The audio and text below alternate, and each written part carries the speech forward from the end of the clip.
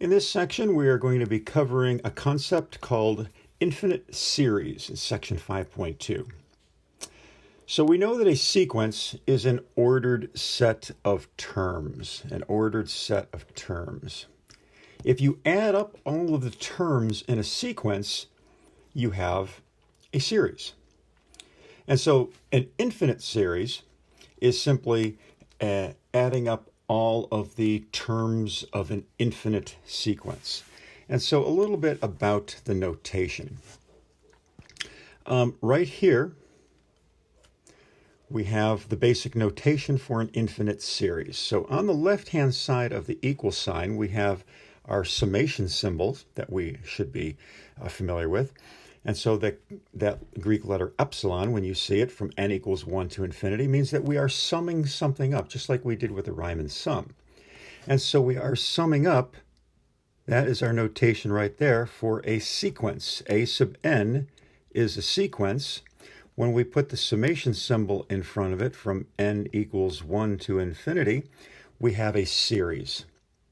So the only difference between the sequence and the series as far as the notation goes is when you see the summation symbols, that means it's a series. If you just see a sub n, that implies that we're dealing with a sequence. And so as it says here, the series is simply equal to the terms of the sequence being added up. So an infinite series is simply an infinite sum of the terms of an infinite sequence. So, next part of this, we have a slightly different version of our notation here, S sub k. So the capital S, just think of that as sum. And so what this is saying is that we only want to sum up the first k terms. We only want to sum up the first k terms. So we understand how this notation works. When we see the summation of a sub n from n equals 1 to k, that means we're going to be summing up all of the terms from 1 until we get to k.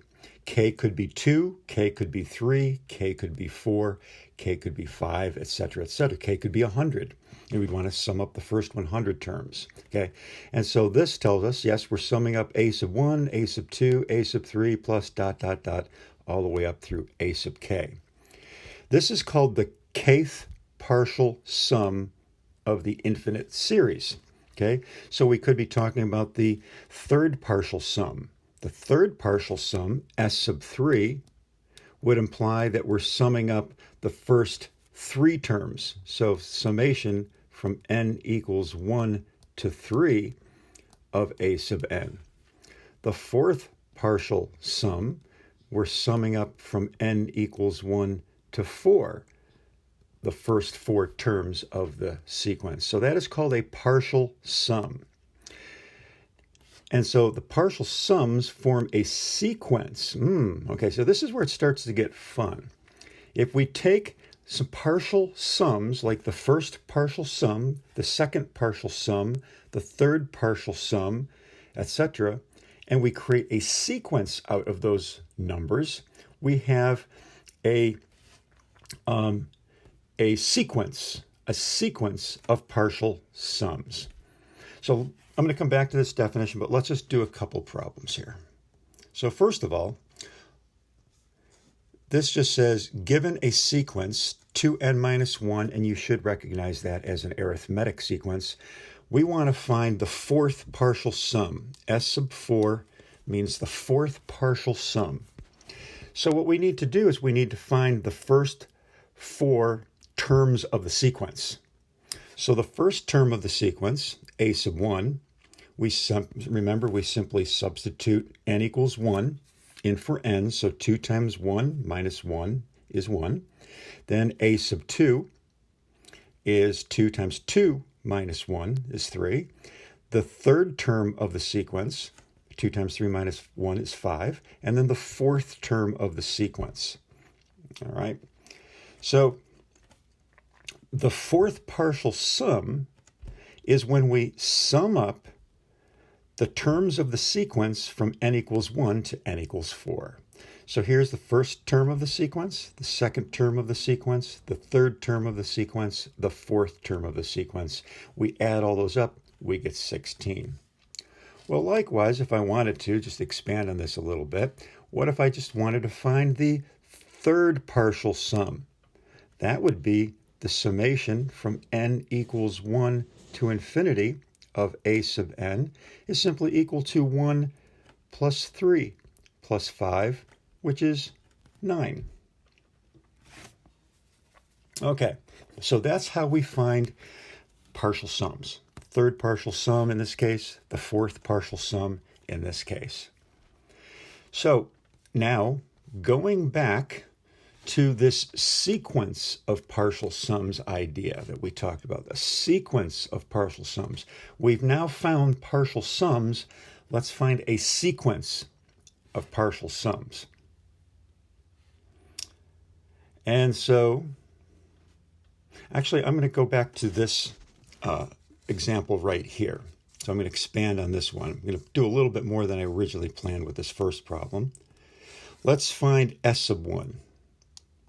S sub 1 for this is simply 1. Okay? S sub 2 is the second partial sum. That means we're adding up a sub 1 and a sub 2. And so that's 1 plus 3 is 4. Well, we know from down here that S sub 3 is equal to 9. And then, of course, we have right here S sub 4 is equal to 16. So I'm going to get rid of this down here. And so my sequence of partial sums,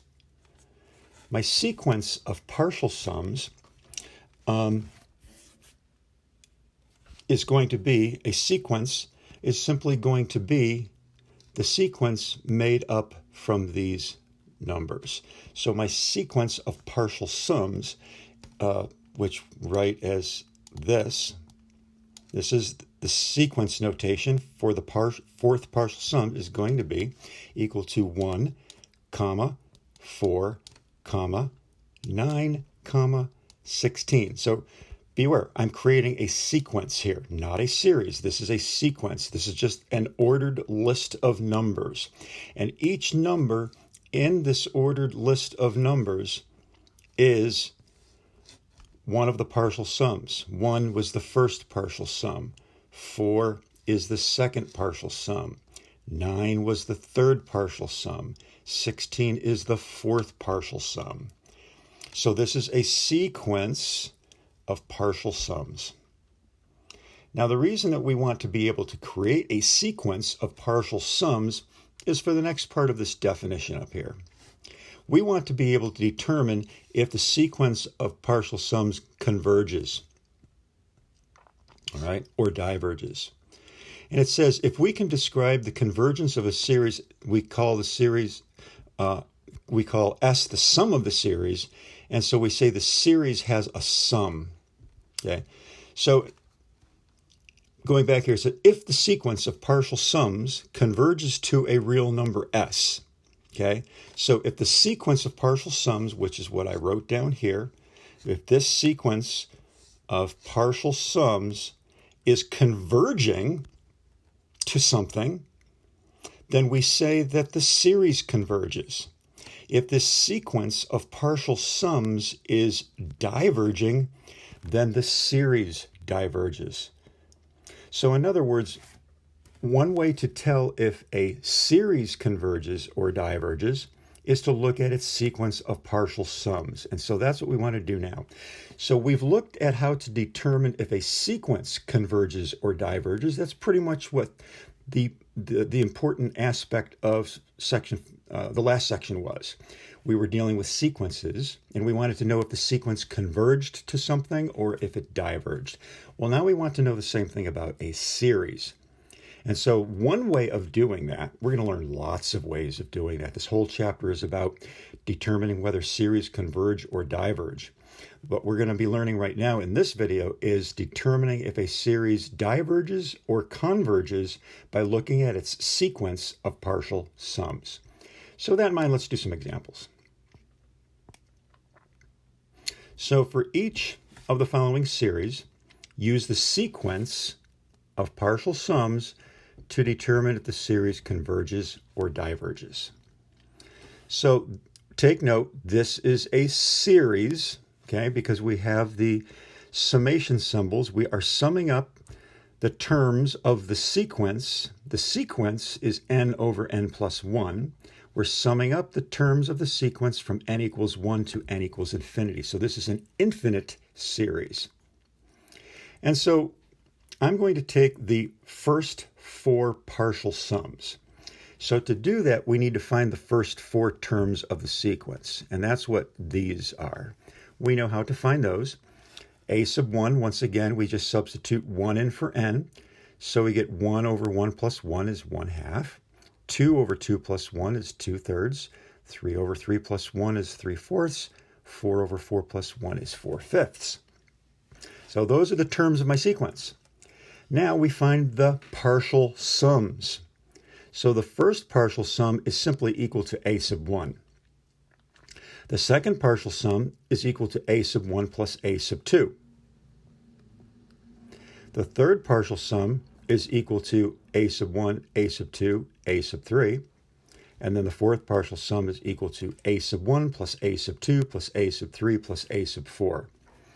Okay, so one area of confusion sometimes is, how do I know if I'm adding these or if it's just commas between them? Okay, so just remember what you're doing here. You're taking a sum. These are partial sums. So when you are finding a sum, you are adding them.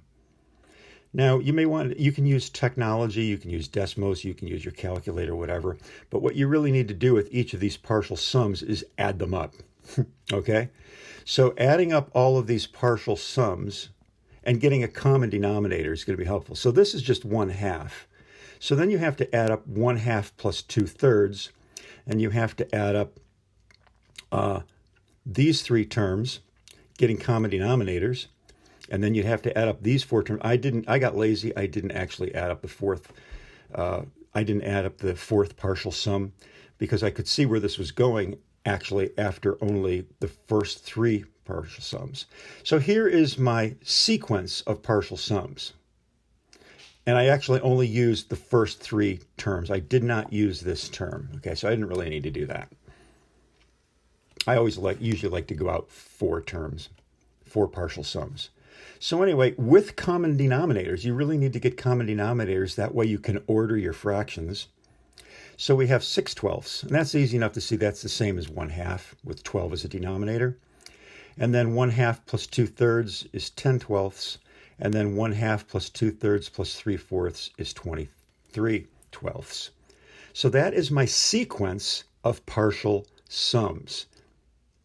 Now, how do we tell if that sequence of partial sums is converging or diverging?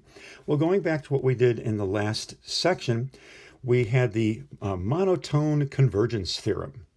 If a sequence is monotone and bounded, monotone and bounded, it converges. If it is not monotone, if it is not bounded, it is divergent. Well, looking at this, I can see that this is unbounded. If the denominators are the same, but the numerators are getting bigger and bigger, and they're going to continue getting bigger and bigger and bigger and bigger. So this sequence of partial sums, this sequence is monotone because each term in the sequence is getting larger. So it's increasing. Every term is increasing. So it is monotonic increasing or just monotone, but it is not bounded because each term is getting bigger and bigger and bigger and bigger. So there is no upper bound. The lower bound is 1/2. All right, 6/12 or 1/2. That's the smallest number in this sequence, but there is no upper bound. So it is unbounded. It is monotone, but unbounded. Therefore, it is divergent. So terminology. Right over here, let me get another color. So we have a series. We have the terms of the series. Then we have the partial sums of the series, the first partial, the second partial sum, the third partial sum, the fourth partial sum of the series. And then finally down here, we have the sequence of the partial sums. What a mess. Okay, next example.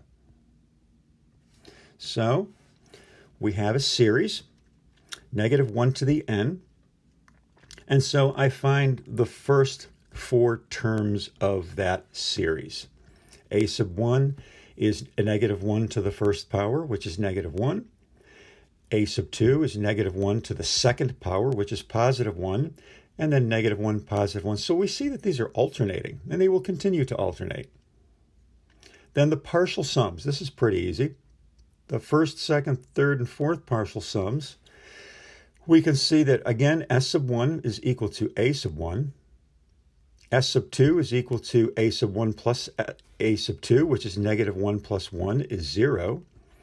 S sub 3, we add a -1 to that, we get a -1. We add a +1 to that, we get a 0. So the partial sums are alternating. So then we have our sequence of partial sums. The sequence of partial sums is -1, 0, -1, 0.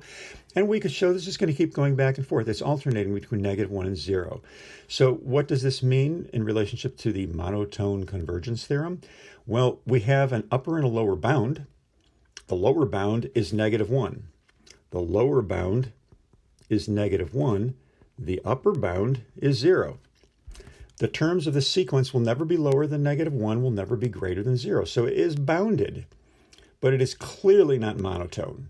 And remember, monotone means always increasing or always decreasing. And so this is going up and down and up and down and up and down between -1 and 0.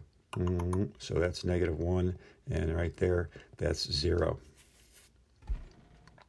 Okay, so it diverges. It is an alternating series that diverges. Next up, we have, get rid of that. So we have a series, and we are summing from n equals 1 to infinity, 1 over n times n plus 1. So by now, it shouldn't be an issue for you guys to figure out what these are, all right? And so then the first partial sum is 1/2.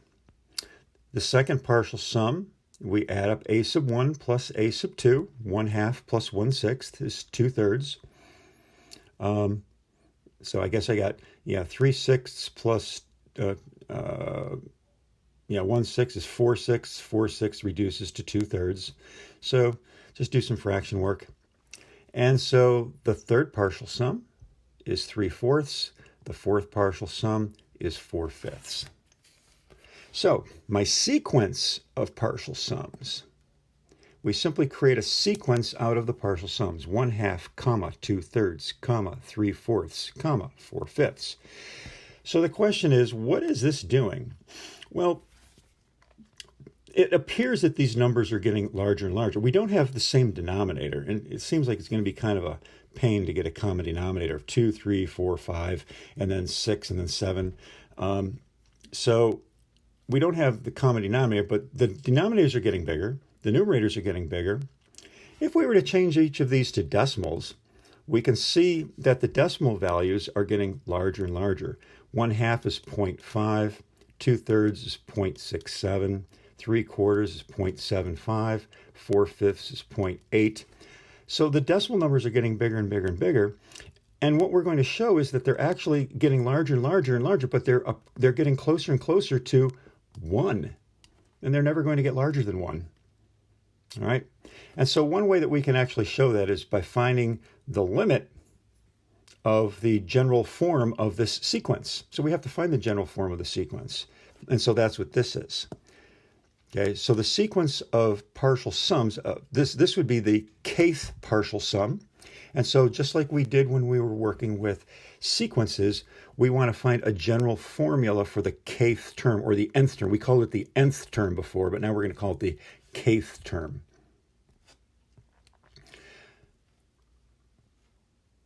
So this is when you have to take a look at the numerator.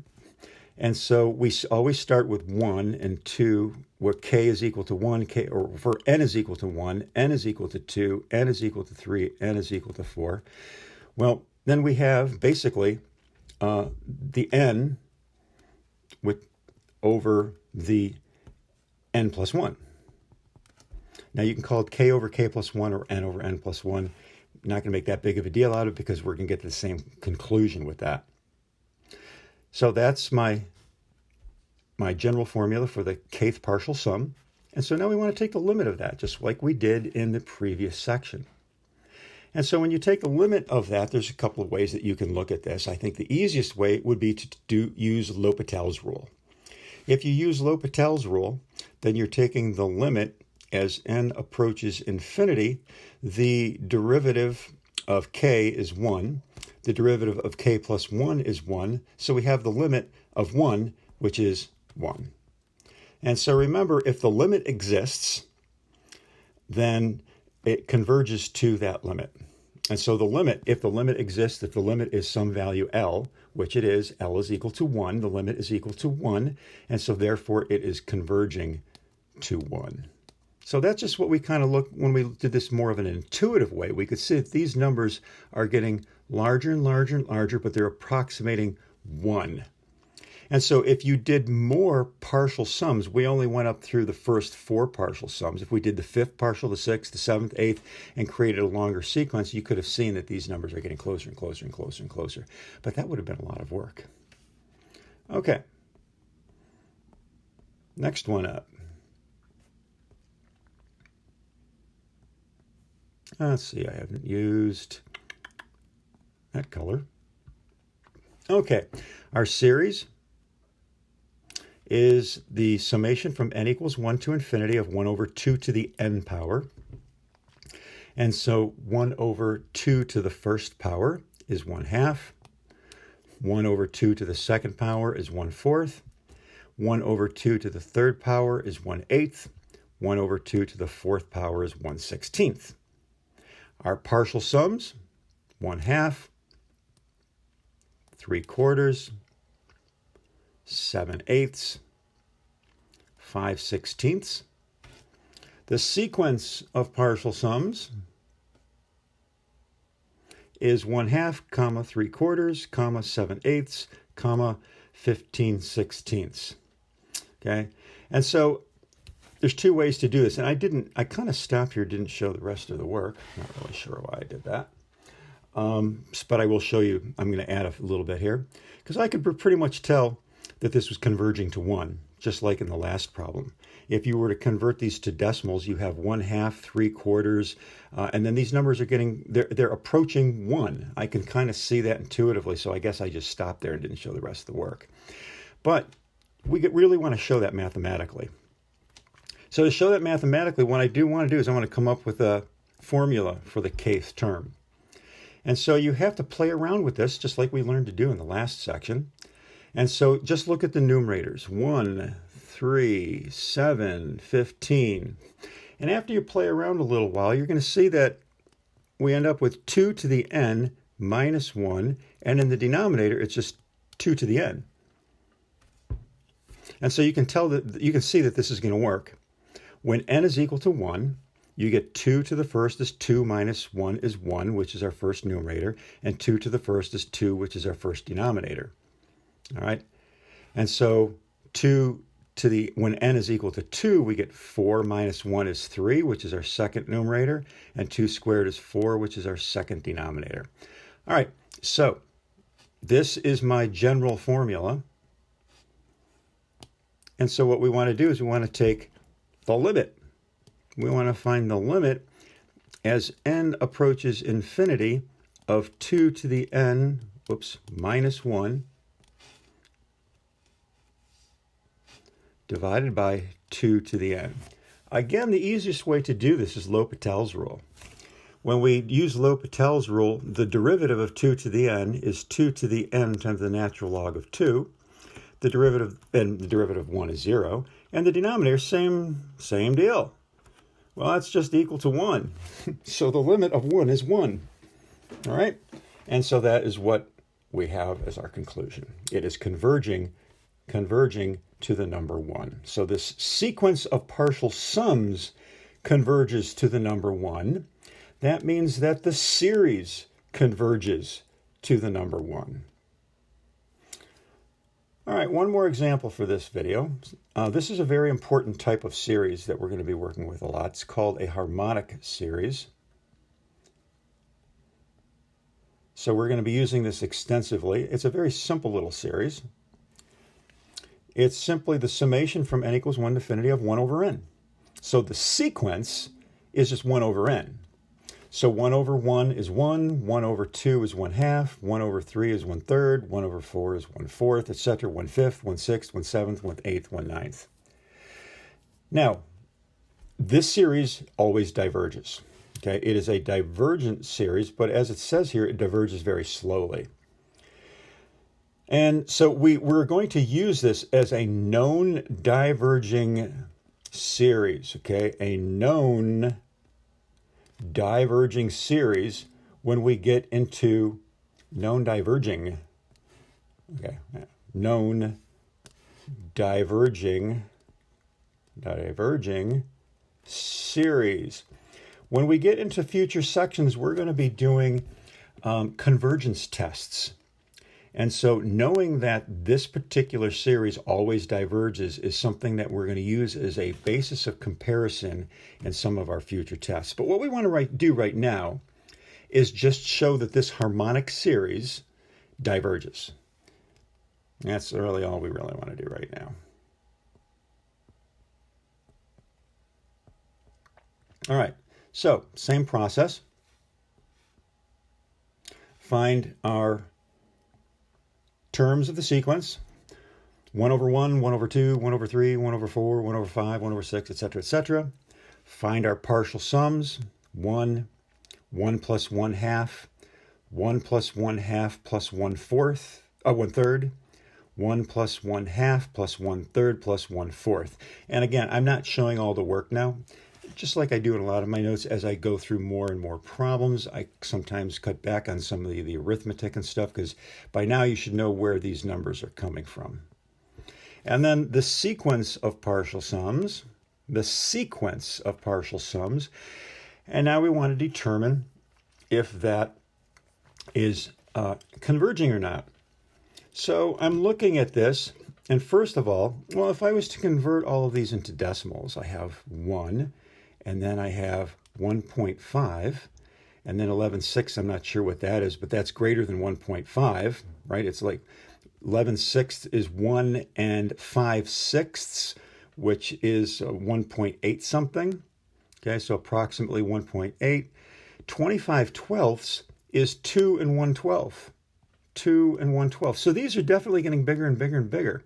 They are monotone. Okay, they're getting bigger, so we are monotone, but they are getting larger and larger and larger, and we could show that they are not approximating anything, okay? Even though it is monotone, increasing, we can show that it is not bounded, and I'm going to leave that up to you. So what you can do is you can find a formula for S sub k. Find a formula for S sub k. Looking again at the numerator, 1 is 1 over 1, so your numerators are 1, 3, 11, 25, 1, 2, 6, 7, and see if you can come up with some kind of a general form for that particular sequence of partial sums, and then show that it is, that the limit of that, find that the limit of S sub k as n approaches infinity, or as k approaches infinity, if you're using k, is equal to infinity. And so therefore it's unbounded and divergent. All right, that is it for this video. See you in the next one.